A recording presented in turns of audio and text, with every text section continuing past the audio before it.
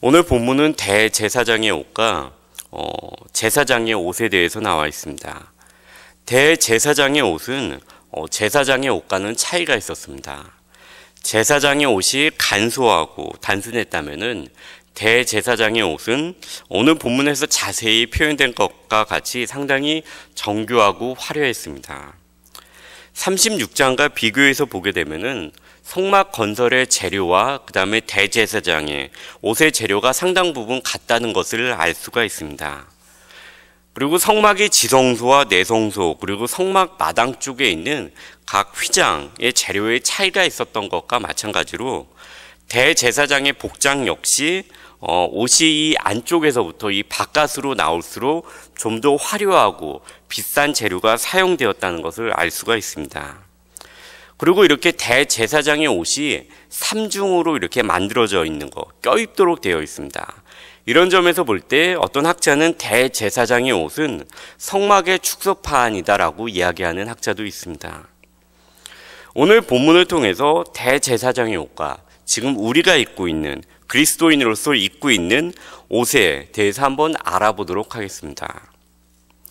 옷은 우리가 추울 때나 몸에 무엇인가를 가릴 때 또는 몸을 보호하기 위해서 입습니다. 바울이 겨울이 오기 전에 외투를 가져오라고 했던 것이나 아담과 하가 죄를 짓고 나서 자신의 몸을 가렸던 것이 이를 잘 보여줍니다.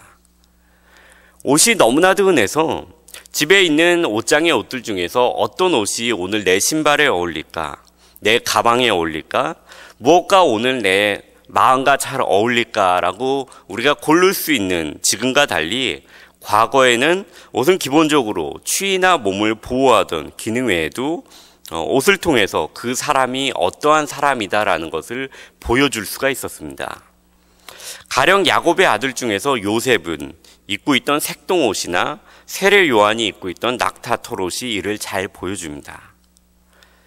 대제사장이 입던 옷은 일반 제사장과도 구분이 되었고 일반 백성이 보기에도 눈에 띄는 구별이 된 옷이었습니다. 출애굽기 28장 2절에서 그리고 3절에서 볼 수 있듯이 하나님은 이 대제사장이 입는 옷이 아름답고 영화롭게 만들어지기를 원하셨습니다. 또한 아무나 기술 있는 자를 통해서 만들어지는 것이 아니라 마음에 지혜 있는 자, 하나님의 영의 체험을 받은 자가 자를 통해서 만들어지기를 원하셨습니다. 이렇게 아름답고 특별히 하나님께서 지시하신 방식대로 만들어진 옷을 대제사장은 성소에서 섬길 때 입어야 됐습니다. 그리고 만일 성소에 들어갈 때 입지 않았을 경우에는 그는 죄를 짊어진 채 죽임을 당했습니다. 본문에 이렇습니다. 말씀에 이렇습니다. 아론과 그의 아들들이 회막에 들어갈 때나 제단에 가까이 하여 거룩한 곳에서 섬길 때에 그것들을 입어야 죄를 짊어진 채 죽지 아니하려니 그와 그의 후손이 영원히 지킬 규례니라. 대제사장의 임무는 성소에서 섬기는 것이었습니다. 그런 그에게 이 옷은 그의 생명과 직접적으로 연관이 되는 정말로 중요한 하나님의 은혜의 상징이었습니다. 이 옷을 입지 않으면 성소에 들어갈 수도 없고 제사를 드릴 수도 없었습니다. 그냥 제사의 효율성을 위해 필요한 작업복이 아니고 이 옷을 입지 않으면 자신의 죄를 담당하고 언제든지 죽임을 당할 수 있었습니다. 한번 우리가 만약에 소방관이라고 가정을 해보겠습니다. 어떤 집이 지금 불에 휩싸여 있습니다. 그리고 그 집의 주인이 대피를 했는데 소방관이 우리에게 와서 간절하게 부탁합니다. 지금 나와서 보니 내 아들이 저금 집 안에 있습니다. 내 아들을 제발 구해 주십시오라고 이야기할 때 우리가 소방관이니까 어떤 옷을 입고 들어가겠습니다. 운동하기 쉽게 움직이기 쉽게 운동화에 청바지에 면티를 입고 그 안에 불에 휩싸이는 집 안에 들어가시겠습니까? 저라면 결코 그렇게 들어가지 않을 것입니다. 이 방화복을 껴입고 그 다음에 소방관 마스크를 한 다음에 그 안에 들어갈 것입니다. 왜냐하면 그것이 없이는 그 안에 뜨거운 열기와 유독가스로 인해서 몇 초가 되기도 전에 기절하고 결국에는 죽음에 이를 것입니다. 지금 불이 활활 일어나는 그곳에서 방화복은 정말 심각하고 절절히 필요한 옷입니다. 마찬가지로 대제사장이 입는 이 옷 역시 그에게는 이렇게 중요한 것이었습니다. 이 세상에 생명을 여분으로 받아서 살아가는 사람이 없듯이 그에게도 이 옷의 필요성은 소방관이 입는 방화복보다도 더하면 더할지 덜하지는 않았을 것입니다. 이것이 바로 구약시대입니다. 대제사장이 이 옷을 입고 제사를 드려야 했고 그러므로 인해 우리의 죄가 사해졌었습니다. 물론 죄를 지을 때마다 희생 제물을 가지고 대제사장 앞에 나와야 했지만 하나님께서 대제사장이라는 사람을 세우시고 그가 자신의 죄를 담당한 채 죽지 않을 수 있도록 옷을 마련해 주신 것만 해도 사람들에게는 정말로 큰 은혜이고 감사한 일이었습니다. 지금 우리는 신약시대에 살고 있습니다. 그러나 우리에게 구약 사람들과 동일한 것이 있다면 바로 하나님의 은혜를 상징하는 대제사장의 옷과 같은 하나님의 은혜 없이는 하나님의 은혜의 보좌로 나아갈 수가 없다는 것입니다. 또한 대제사장과 같이 우리 역시 자신의 죄를 담당해야만 하는 우리 역시 죄인이라는 죽을 수밖에 없는 사람이라는 것은 동일합니다. 즉 이 말의 뜻은 우리가 예배의 자리, 은혜의 자리, 죄로부터 구원을 받는 그 자리에 그 불구덩이라는 곳에 들어가기 위해서는 방화복이 필요한 소방관처럼 우리 역시 어떠한 방화복이 필요하다는 것입니다. 그러나 우리는 지금 어떤가요?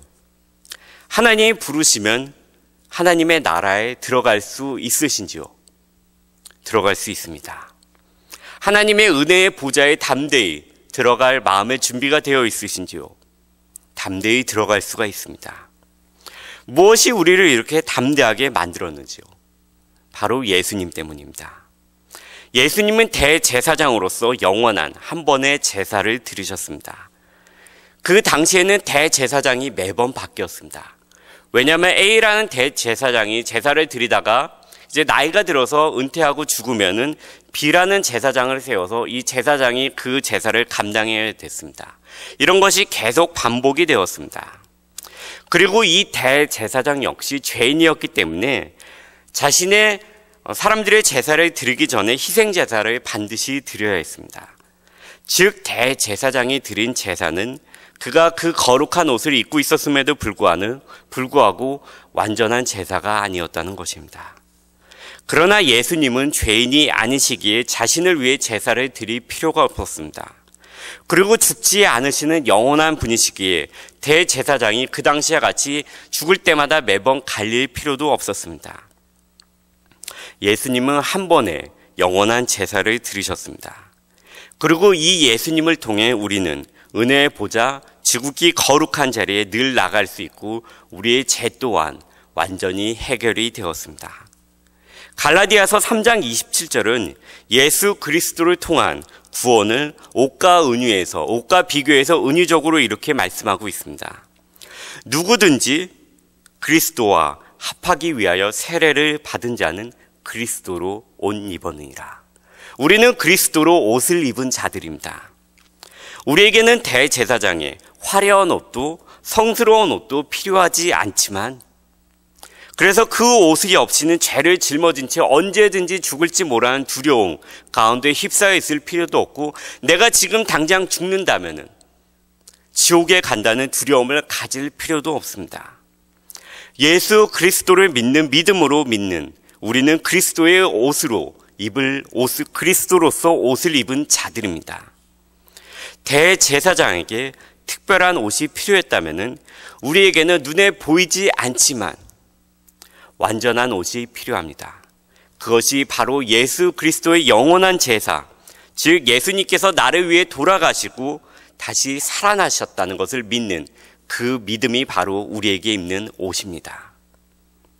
오늘 어느 자리에 있든지, 죄 가운데 있든지, 기쁨과 감사의 자리에 있든지, 끊지 못하는 죄의 유혹에 있든지, 어쩔 수 없이 타들어가는 불에 들어가야 되는 그런 어려운 상황 가운데 오늘 있을지라도 소방관의 방화복과 같이 산소 마스크와 같은 예수 그리스도의 은혜의 옷을 우리가 입고 있다는 것을 믿음으로 믿고 한 걸음 한 걸음 담대한 가운데 전진하며 나아갈 수 있는 저와 우리 모두가 되었으면 좋겠습니다.